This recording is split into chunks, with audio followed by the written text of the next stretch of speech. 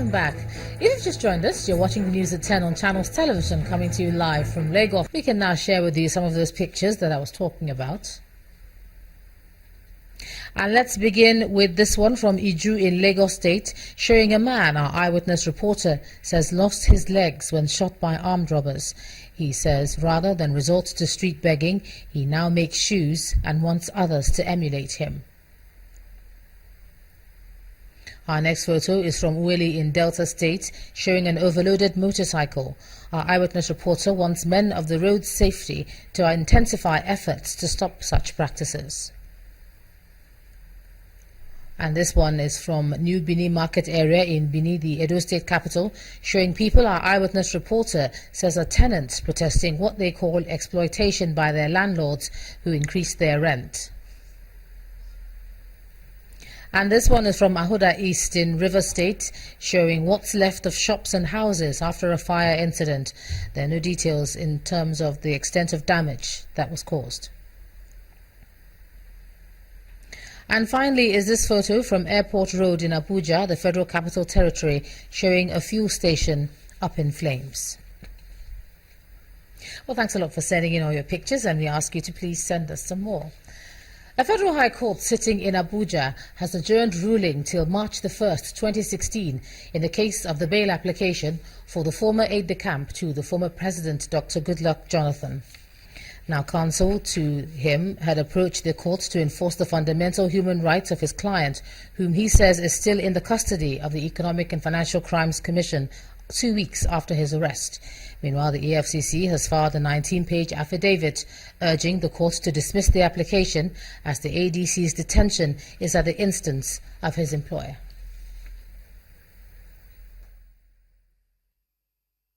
Return to court on the orders of the court.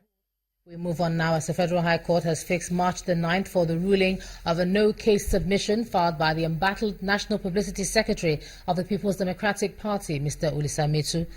After submissions from the prosecution and defense counsel, Justice Obong Abang said he will either dismiss the charges against Mr. Metu if he finds that he has no case to answer or order him to open his defense. Justice Obong reached this decision after the accused filed his pleadings and adopted it as his submission to prove that the EFCC has not made out any case against him. Mr. Metu returned to court on the orders of the court to move his motion on no case submission in the charges against him by the Economic and Financial Crimes Commission. Counsel to Mr. Metu, who at the last adjourned date had gotten leave of the court to file his motion in writing, adopted same as his argument in urging the court to dismiss the charges against his client. Mr. Onyechi Bazu speaks on the import of his submission. Well, what we are saying is that there are elements of every offense, and the prosecution is bound to prove not just that an act was done, but also the mental element in that process. Our contention is that they have not, based on the totality of their evidence, disclosed the essential ingredients of the offense to warrant the defendants to be called upon to answer to the charge. The prosecutor, in his brief of argument, countered the claims made by Metu. He argued that the evidence against Mr. Metu shows that he has a case to answer and urged the court to compel him to do so. We contended and argued before the court that we called 8 witnesses who gave oral evidence. We tendered gamuts of documents which were all admitted in evidence as exhibits before the court. Now, given the oral and documentary evidence we proffered before this honorable court, it is our belief and argument that it is only fair that they enter into their defense to tell their own side of the story. Having made his no-case submission, the court has given Mr. Metu 2 options. It will, on the 9th of March 2016, either decide to deliver a judgment acquitting and discharging the embattled PDP National Publicity Secretary, or in the alternative, ask him to open his defense. Amaka Okafo, Channels Television News. Staying with legal matters, the Federal High Court in Lagos has heard how former NEMASA Director General Patrick Apopolakemi used 2 bank accounts without government approval to allegedly defraud the agency of 2.6 billion naira. An Assistant Director, Financial Service Department of the agency, Mrs. Olamide Odusanya, told the court that Mr. Akbabolakemi and 6 others opened the 2 accounts for the International Ship and Port Security. She said the accounts were not approved by the Accountant General of the Federation. Mr. Akbabolakemi is being arraigned before the court by the Economic and Financial Crimes Commission, along with Captain Ezekiel Agaba, Ekene Mukwakuche, and Governor Juan. 3 companies, Blocks and Stones Limited, Kenzo Logistics Limited, and Alkenzo Logistics Limited, are also being arraigned, along with the accused. Now, protesting All Progressive Congress supporters in Benue State have given the Independent National Electoral Commission a 48-hour ultimatum to reverse the victory of Senator David Mark.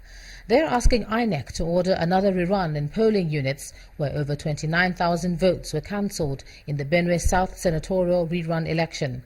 APC Senatorial candidate Mr. Daniel Onje had alleged that the votes cancelled by INEC in some wards surpassed the 12,000 votes margin of the PDP's candidate's victory. Supporters and members of the All Progressives Congress take to the streets of Makurdi, the Benue state capital. They marched to the INEC office in Makurdi to demand the reversal of the PDP candidate's victory. However, heavily barricaded gates and law enforcement officers at the Electoral Umpire's office deny them access into the premises. When they're sufficiently calmed, the APC candidate in the rerun election makes his case.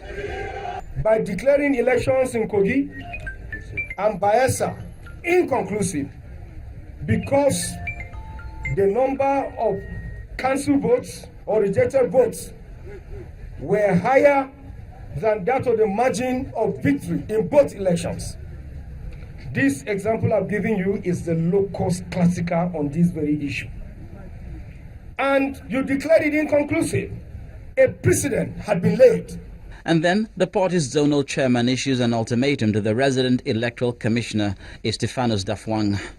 Within 48 hours, as a law-abiding people, for the interest of justice, for the interest of democracy, for the interest of peace in Nigeria, we beg you, we plead with you to revise the decision of the right thing to be done. In response, the resident electoral commissioner also cites an electoral precedent and probably coins a phrase in the process. It is not true that we are the first ones to make this declaration. In Bayelsa, in the supplementary election on 9th January, the total number of votes from cancelled polling units was higher than the difference between APC and PDP. But INEC still went ahead and declared the winner because of the circumstances that surrounded that election. So far in Nigeria, we have not had a rerun of a rerun. Former Senate President David Mark had defeated the APC candidate in the Benue South rerun election ordered by the Court of Appeal after Senator Mark's initial victory in the April 2015 polls. However, Daniel Onje is still not convinced that he lost fair and square, and so we'll have to wait and see what his next line of action will be this time around.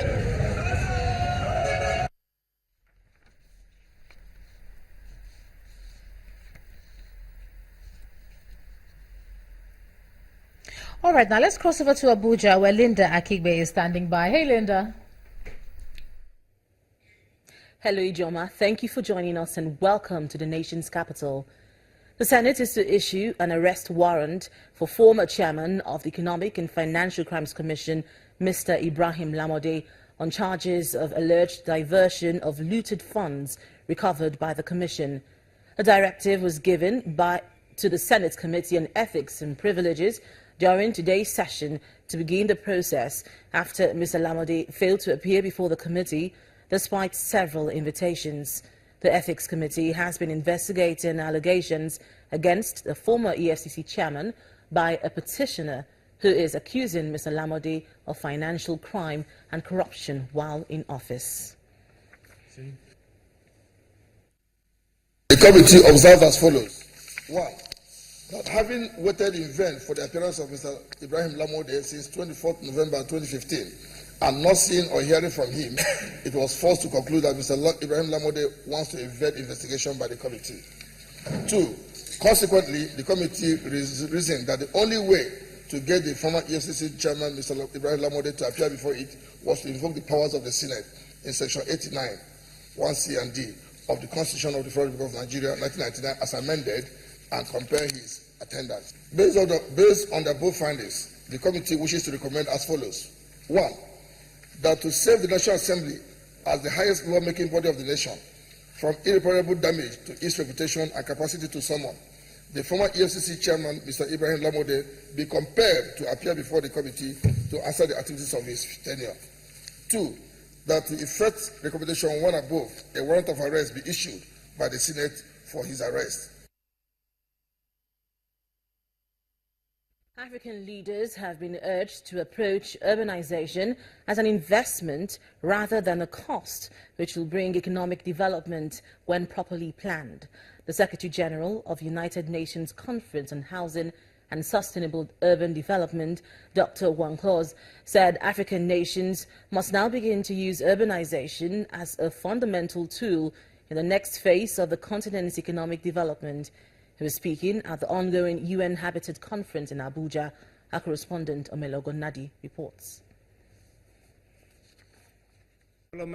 It should be as a crucial tool, especially in the development of the secondary sector of the economy, industrialization, and the tertiary sector of the economy, services, and inside the services, especially the advanced services, that now they are taking a very important lead in the perspective of growth for the forthcoming years, and especially in Africa, where in Agenda 2063 you have already stated your will to move from the primary sector to more productive sectors of the economy.